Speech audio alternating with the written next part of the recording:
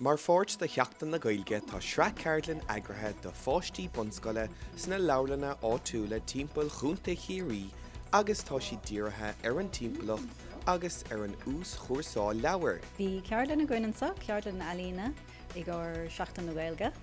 i Ceardlanna an Daingean agus bhí na leanaí ag déanamh leabhar beag bídach nua as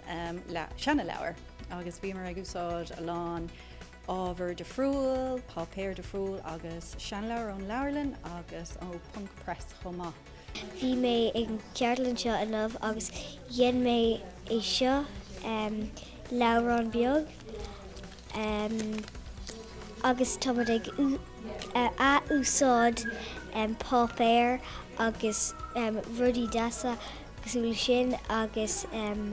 bhain mé an taitneamh agus bhí Zoe anamh.